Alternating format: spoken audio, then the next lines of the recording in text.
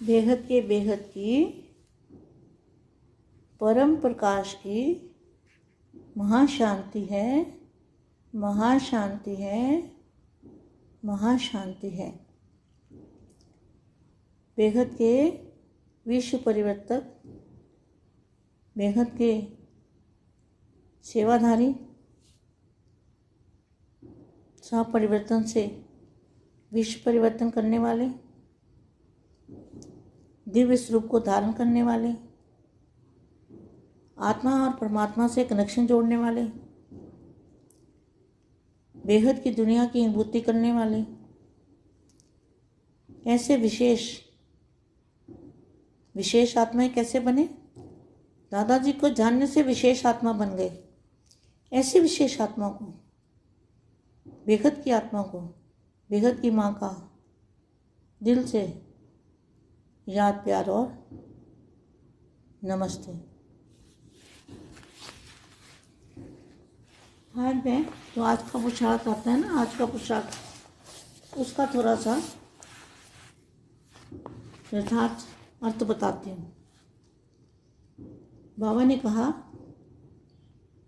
कहा कि बाबा का कार्य बहुत स्पीड से चल रहा है। वो कौन से बाबा ने कहा?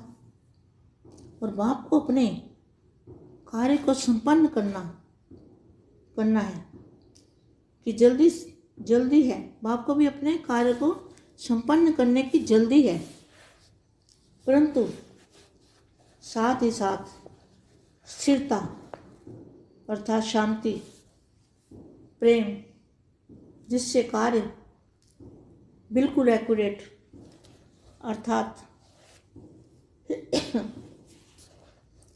100% कार्य सक्सेसफुल और समय से पहले ही फिनिश हो जाएगा। इसका मतलब है जो बापूजी हैं,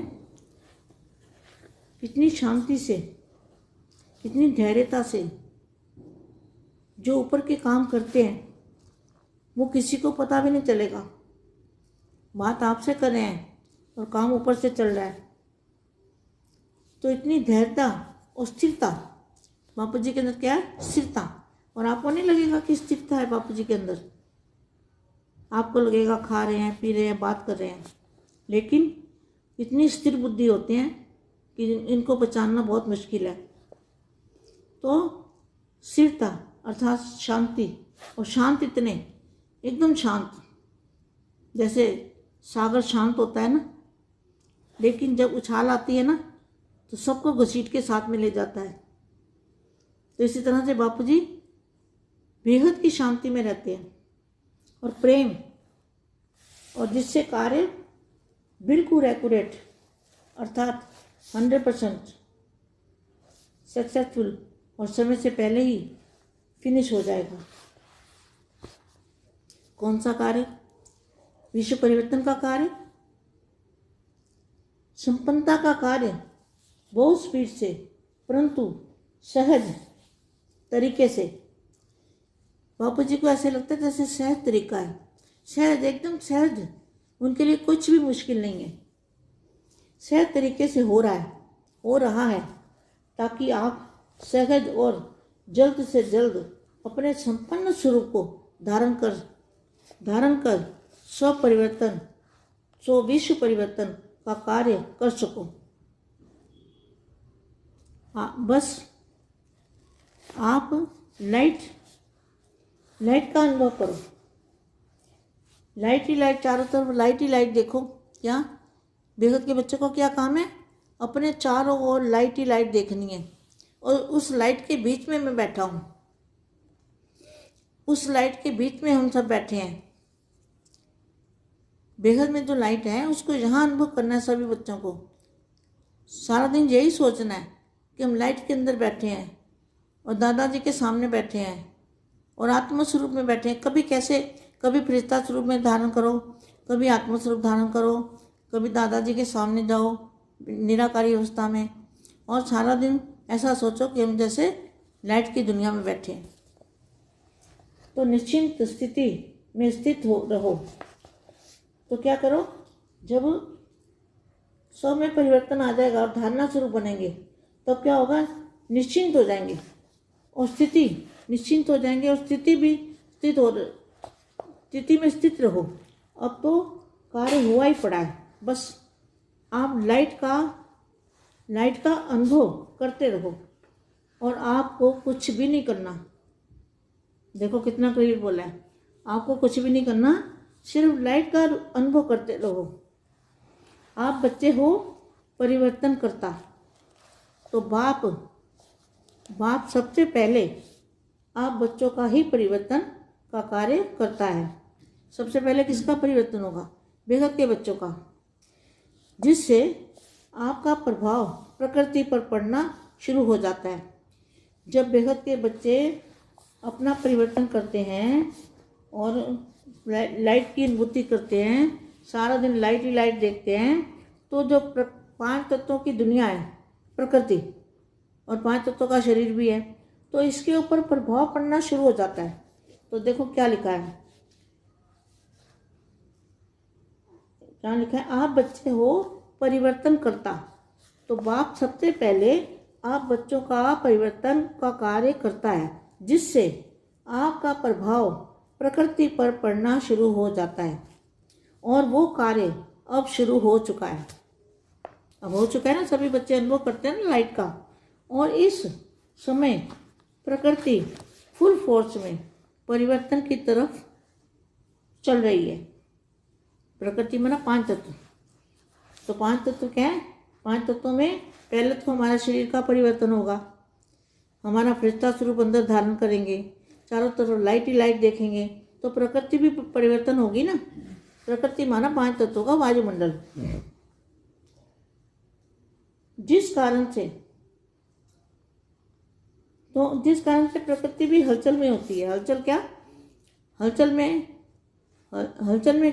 हो रही है ना। देखो अभी देखा जाए तो वायु भी शुद्ध हो गई है, अभी ट्रैफिक भी कम है, चारों तरफ हाहाकार जो मचा हुआ है बीमारी का, उसके कारण सब भगवान को भी ढूंढ रहे हैं, भगवान को याद भी कर रहे हैं। और पानी भी शुद्ध हो गया है, पानी में भी गंदगी कम हो गई है, सागर में भी गंदगी कम हो गई। जहाँ गंदी सारी नदियाँ बहती थी वो भी सब साफ हो गई है, क्योंकि वहाँ कोई कूड़ा डालने वाला जाता ही नहीं, सभी को अपना अपना चिंता लगी हुई है। तो ये प्रकृति जो है वो भी सफाई की तरफ हो गई, चल पड़ी है। तो प्रकृति पर प्रभाव पड़ना शुरू हो गया है। जैसे जैसे बच्चे अपने अव्यक्त रूप में फरिश्ता स्वरूप को धारण करते रहेंगे, तो प्रकृति पर भी प्रभाव पड़ना शुरू हो जाएगा।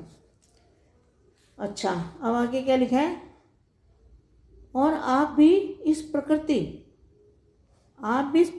अर्थात 5 तत्वों से बना ये तन के बीच में रहते हो। 5 तत्वों के तन के बीच में रहते हैं ना, आत्मा भी इसमें रहती है और अव्यक्त स्वरूप भी, फरिश्ता स्वरूप भी इसी के अंदर है। तो जिस कारण थोड़ा बहुत उसका प्रभाव आप पर भी पड़ जाता है।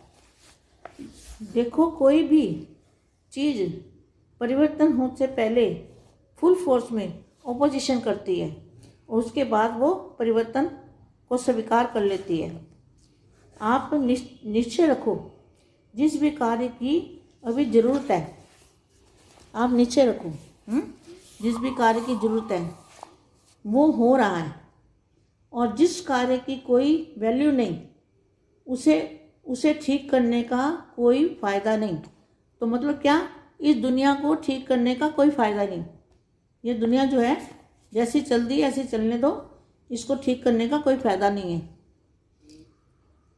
तो ये लिखा है यहाँ पे, जिस कार्य का कोई वैल्यू नहीं है, इसकी अब 5 तत्वों की कोई वैल्यू, 0 वैल्यू हो गई है, इसकी कोई वैल्यू नहीं है, ये तो परिवर्तन होने वाले हैं, तो इसकी कोई वैल्यू नहीं है, तो इसे ठीक करने का कोई फ़ायदा ही नहीं है।